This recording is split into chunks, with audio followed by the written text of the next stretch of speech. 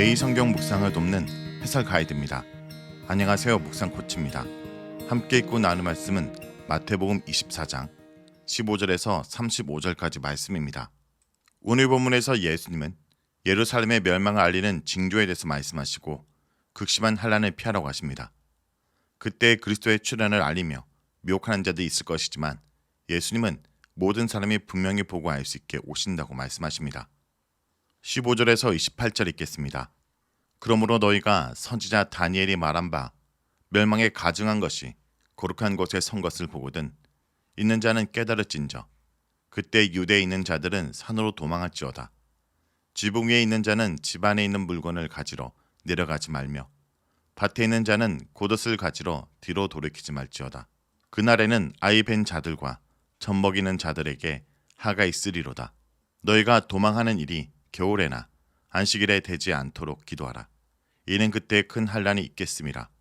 창세로부터 지금까지 이런 환난이 없었고 후에도 없으리라. 그날들을 감하지 아니하면 모든 육체가 구원을 얻지 못할 것이나 그러나 택하신 자들을 위하여 그날들을 감하시리라. 그때 사람이 너에게 말하되 보라 그리스도가 여기 있다 혹은 저기 있다 해도 믿지 말라. 거짓 그리스도들과 거짓 선지자들이 일어나 큰 표적과 기사를 보여 할 수만 있으면 택하신 자들도 미혹하리라. 보라 내가 너에게 미리 말하였노라. 그러면 사람들이 너에게 말하되 보라 그리스도가 강야에 있다 하여도 나가지 말고 보라 골방에 있다 해도 믿지 말라. 번개가 동편에서 나서 서편까지 번쩍임 같이 인자의 임함도 그러하리라. 죽음이 있는 곳에는 독수리들이 모일 것이니라. 15절에서 28절은 끝을 가리키는 표적들을 얘기를 하는데 22절까지는 유대에 일어날 일에 대해서 말합니다. 선지자 다니엘을 통해 전해진 항폐함에 가증한 것이 거룩한 곳에 선 것을 볼 때 듣는 자는 깨달아야 하고 유대에 있는 자들은 산으로 도망해야 합니다. 성전의 파괴만큼 참혹한 환난은 없습니다. 그때 유대 지역에 있는 그리스도인들은 침략자들을 피해서 산으로 도망해야 합니다. 그만큼 예루살렘에서 벌어지는 사건은 무섭습니다. 침략이 너무 철저하므로 뒤를 돌아볼 시간이 없습니다. 팔레스타인 가옥의 지붕은 평평했습니다. 그래서 지붕은 올라갈 수 있도록 계단이나 사다리가 집 밖에 설치되어 있었습니다. 유대인들은 습한 숙소를 벗어나 신선한 공기를 마시며 휴식을 취하거나 빨래를 널거나 기도를 하는 용도로 지붕을 활용했습니다. 그러나 비극적인 소식이 들리면 집안에 들어갈 시간도 없습니다. 곶옷은 밤에 기온이 떨어지는 중동 지역에서는 필수적이었지만 밭에서 일하던 사람들은 집에 곶옷을 가지러 가지 말아야 합니다. 긴급히 서둘러야 한다는 경고는 아이를 베고 아이에게 젖을 먹이는 엄마의 그림으로 강화됩니다. 엄마는 아이 때문에 빨리 도망할 수 없고 아이의 소리 때문에 숨을 수도 없습니다. 아이들과 함께 죽음을 맞게 될 것입니다. 예수님은 도망하는 시기가 겨울이나 안식일이 되지 않도록 기도하라고 경고하십니다. 겨울에는 비가 자주 내려서 이동하는 것이 어려울 수도 있고 폭풍 때문에 어려울 수도 있습니다. 특히 겉옷을 가지러 갈 수 없는 상태가 겨울에 벌어진다는 것은 악몽입니다. 유대인들에게 안식일은 예배에 집중하는 날이므로 그날 성전으로 향하지 않고 정반대쪽으로 도망해야 한다는 것 자체는 참으로 비통한 일이 아닐 수 없습니다. 그만큼 닥쳐올 재앙이 비극적입니다. 예루살렘 성전이 모욕을 당하고 도성이 멸망하는 사건은 역사의 끝에 벌어질 비극을 겹쳐서 보게 합니다. 환난이 너무나 비극적이어서 그날이 감해지지 않으면 살아남을 수 없습니다. 택하신 자들은 예루살렘이 망할 때 예수님의 예고를 사실로 받아들여서 실현의 현장을 벗어날 수 있습니다. 이와 같이 전후무할 것 같은 비극은 역사에서 반복해서 일어나고 최고의 환난은 역사의 끝에 일어날 것입니다. 물론 역사의 끝에 예수님께서 재림하시는 것은 택함받은 자들에게는 비극이 아니지만 하늘나라의 복음을 거부한 자들에게는 당연히 비극입니다. 23절에서 28절은 온 세상에서 일어날 사건을 언급하면서 거짓 그리스도와 거짓 선지자들에 대한 경고를 담고 있습니다. 23절과 24절은 세상에서 보편적으로 일어날 사건과 인자의 오심에 대한 내용입니다. 그리스도가 몰래 왔다는 말은 모두 거짓입니다. 그리스도는 모든 사람이 볼 수 있도록 오십니다. 거짓 그리스도들과 거짓 선지자들은 특정 지역에 나타나 큰 표적과 기적을 보여주면서 사람들을 미혹하는데 택하신 자들마저 미혹하러 들 것입니다. 그리스도가 비밀리에 등장했다는 소문이 돌아 사람들을 미혹할 것입니다. 신자들은 다시 오실 그리스도는 비밀스럽게 오지 않는다는 사실을 기억해야 합니다. 그는 한 사람도 빠짐없이 모든 사람들이 볼 수 있게 오실 것입니다. 번개가 동쪽에서 나와서 서쪽까지 번쩍이는 것처럼 인자의 오심도 그와 같을 것이기 때문입니다. 인자의 오심은 번개처럼 등장하는 것이므로 전 세계적이며 우주적입니다. 28절은 인자의 재림을 보지 못하는 것이 불가능하다는 것을 알려진 격언으로 설명합니다. 독수리들의 시야에 죽음이 들어오는 것처럼 사람들은 인자의 오심을 볼 수밖에 없습니다. 다시 오실 예수님은 모든 사람이 볼 수 있도록 하늘의 모습을 보이실 것입니다. 살아가기 힘든 시대로 느껴지면 신자들마저 흔들리기 쉽습니다. 거짓 그리스도와 거짓 선지자는 언제든지 등장하는데 특히 시대가 어두울 때 그들의 가르침은 큰 유혹으로 다가옵니다. 교회가 가장 경계해야 할 것은 그리스도가 특정 지역에 온다는 예고입니다. 이런 주장이 유혹이 되는 이유는 마치 시대의 고통을 피할 수 있는 길을 열어줄 것처럼 선전하기 때문입니다. 신자들은 고통과 고난을 이상하게 여기지 말아야 하며 인자의 오심은 전 우주적이고 이례적인 사건이라는 점을 기억해야 합니다. 재림은 초림과 다릅니다. 팔레스타인에 임하셨던 인자는 온 세상이 볼 수 있게 오실 것입니다. 29절에서 31절 읽겠습니다. 그날 한란 후에 즉시 해가 어두워지며 달이 빛을 내지 아니하며 별들이 하늘에서 떨어지며 하늘의 권능들이 흔들리리라.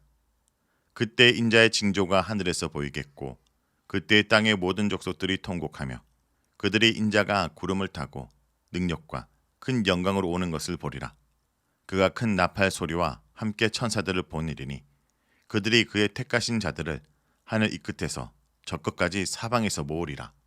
29절에서 31절은 세상의 끝에 다시 오실 인자를 말합니다. 인자의 오심을 그때 일어날 우주적 현상으로 설명합니다. 여기서 말하는 우주적 사건은 물리적 세계뿐만 아니라 초자연적 세계의 현상도 포함하는 것입니다. 인자의 재림은 모두가 식별할 수 있는 천체의 변화로 나타날 것입니다. 인자의 오심으로 인간의 역사에 침투해서 영향을 미치는 모든 영적이고 초자연적인 세력이 패배할 것입니다. 인자는 자신의 천사들을 보내서 택하신 자들을 모으는데 이 장면 역시 구약에서 하나님이 자신의 백성을 모으신 것을 떠올리게 합니다. 그런데 인자가 천사들을 보낼 때 큰 나팔 소리가 들립니다. 고대 사회에서 나팔 소리는 전쟁을 시작하고 진행하고 마칠 때 중요한 역할을 했습니다. 인자가 천사들과 함께 와서 종말의 전쟁을 벌이며 그 결과로 택한 자들이 구원을 받습니다. 성도들은 이 날이 있음을 잊지 말고 깨어서 준비해야 합니다. 현재 세상에서 건세를 누리고 부르추척에서 힘을 쓴다고 할지라도 역사의 종말이 오면 아무런 소용이 없습니다. 현실이 영원할 것 같지만 초자연적인 재림의 현상 앞에서 현실에 안주한 사람들은 후회하게 될 것이고 어려움 중에서도 믿음을 지킨 사람들은 영광스러운 장면을 목격하고 감격하게 될 것입니다. 32절에서 35절 읽겠습니다. 무화과 나무의 비유를 배우라. 그 가지가 연하여지고 잎사귀를 내면 여름이 가까운 줄 아나니 이와 같이 너희도 이 모든 일을 보거든 인자가 가까이 곧 문 앞에 이른 줄 알라. 내가 진실로 너에게 말하노니 이 세대가 지나가기 전에 이 일이 다 일어나리라. 천지는 없어질지언정 내 말은 없어지지 아니하리라. 32절에서 35절은 제자들이 언제 이런 일이 있을 것인지 묻는 것에 대한 대답이라고 할 수 있습니다. 32절부터는 천중이 제자들로 좁혀집니다. 제자들은 무화과 나무를 교사로 삼아야 합니다. 무화과 나무에 잎이 생기면 다음에는 여름이 올 것을 상식적으로 알고 있는 것처럼 예수님께서 예고하신 사건들을 보면서 여름에 비유되는 인자의 오심을 짐작해야 합니다.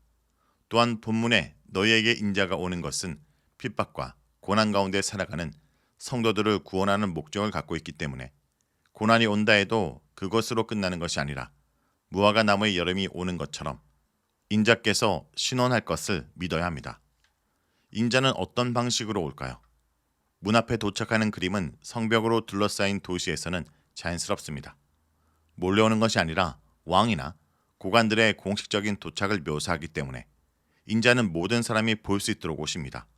34절에 이 모든 일은 앞에서 나온 24장 1절에서 28절의 사건들을 가리키고 인자의 재림을 포함하지는 않습니다. 이 모든 일은 이 세대에 일어날 것이며 미래에 일어날 비극의 전조입니다.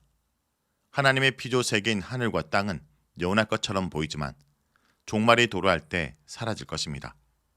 영원한 것은 예수님의 말씀이지 현재의 하늘과 땅이 아닙니다. 가시적인 하늘은 영원히 존속할 것이 아닙니다. 영원히 지속할 새하늘과 새 땅이 그 자리를 차지할 것입니다. 영원한 것은 예수님의 말씀입니다. 예수님은 우리와 영원히 함께 하심으로 그의 말씀에 의존한 인생을 살아야 합니다. 올바른 종말 신앙은 영원한 예수님의 말씀을 신뢰하고 예수님과의 깊은 교제 가운데 살아가는 것입니다. 영원한 것은 말씀을 통해 누리는 예수님과의 사귐이며 예수님이 다시 올 때 완벽한 교제를 경험할 것입니다. 자, 여기까지가 마태복음 24장 15절에서 35절까지 말씀입니다. 오늘 말씀을 통해 우리는 무엇을 묵상하고 적용해야 할까요? 예수님의 말씀은 반드시 성취됩니다.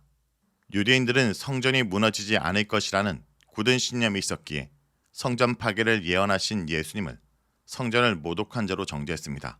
그러나 부활, 승천, 성령, 성전 파괴에 대한 예수님의 말씀은 모두 성취되었고 다시 오실 것이라는 말씀도 반드시 성취될 것입니다. 성도 여러분, 주님 말씀이 내 심령과 지식을 거스를 때라도 기꺼이 말씀을 수용하고 순종하는 주의 백성들 되길 간절히 기도드립니다.